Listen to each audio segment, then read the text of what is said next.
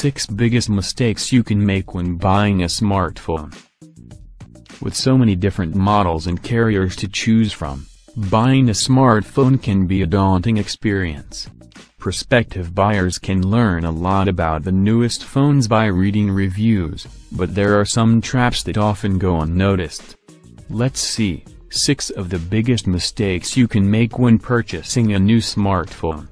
No matter which phone you're buying or which carrier you're using it on, these are issues you should always look to avoid. Number 1. Buying ahead of a new model.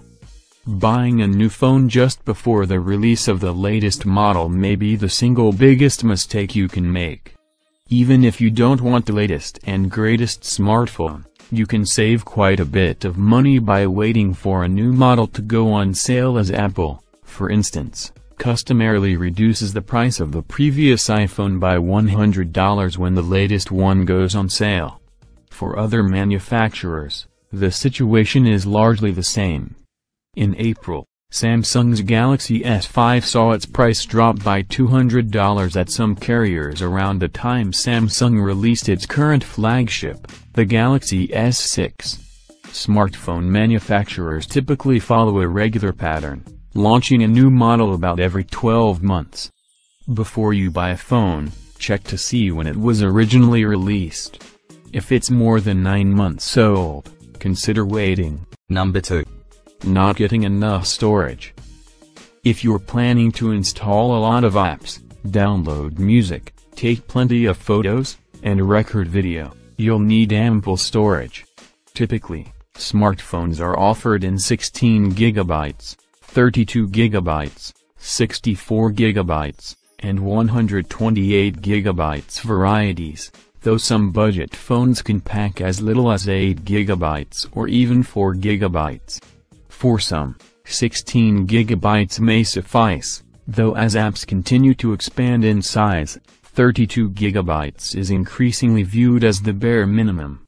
Apple charges a premium for extra storage, as do most of its competitors, but it can be money well spent, as it isn't possible to upgrade the storage space later on.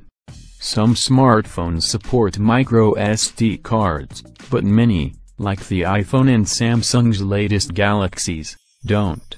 Even then, there are limitations. Many apps cannot be installed on a micro SD card, and pulling files from an SD card is slower than from the phone's internal memory. Number 3. Not getting a phone that has the apps you want. Apple's iPhones and Android handsets will typically have access to the most popular apps.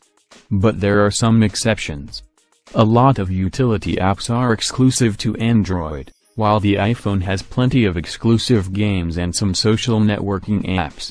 Windows phones and BlackBerry 10 handsets are increasingly rare, but if you purchase one, know that you may not be able to use many of your favorite apps. If you're an iPhone owner buying another iPhone, or an Android owner buying another Android, most of your apps should carry over. But if you're planning to switch to a different platform, make sure you'll be able to use your favorite apps. Number 4. Buying a phone that won't work with your carrier. The smartphone market is changing. 2-year contracts with subsidized handsets are falling by the wayside, replaced by no-contract plans that allow subscribers to bring their own phones. You can save a ton of money purchasing the used phone, or buying a phone straight from the manufacturer, but if you do, make sure it's compatible. Not every smartphone will work with every carrier.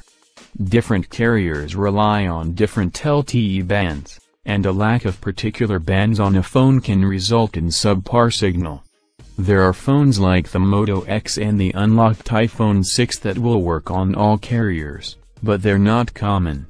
If you aren't planning to purchase the phone directly from the carrier, make sure you're aware of its compatibility issues. Number 5. Buying accessories from a carrier store. If you purchase your phone in a carrier store, you'll often be offered a wide variety of accessories at the time of sale: cases, headphones, car chargers, etc. It is almost always a mistake to purchase them. That isn't to say that car chargers are useless, or that you don't need a case for your smartphone. Rather, these accessories are often marked up to an absurd degree. Verizon, for example, was selling the OtterBox Commuter Series iPhone 6 case for $44.99. The same exact case can be purchased on Amazon for just $27.24, with free shipping. AT&T is asking $30 for a micro USB car charger, but Best Buy offers them for $19.99. If you want accessories for your new phone, surf over to Amazon or visit your local electronics store. Number 6. Picking a costly insurance policy or extended warranty. Finally, there's the issue of insurance. If you just bought an expensive handset through a carrier, insuring it for a few dollars a month can be enticing. Nevertheless, it may not be worth it, as insurance plans purchased through carriers often come with high deductibles. Several years ago, I cracked my Galaxy Note 2's screen. In addition to the $10 per month I had been paying, Asurion demanded a $250 deductible to replace the phone. It was cheaper to have the screen swapped out at a local repair shop. There are alternatives offered by the phone manufacturers themselves. Apple offers Apple Care, Motorola has Moto Care, and Samsung has Protection Plus. All three plans basically work the same. You pay a lump sum up front, usually around $100, and deductibles are modest, around $40. In exchange, you receive an extended warranty and accidental damage protection. They aren't perfect. If your phone is lost or stolen, you're out of luck, but they can be far cheaper than insurance.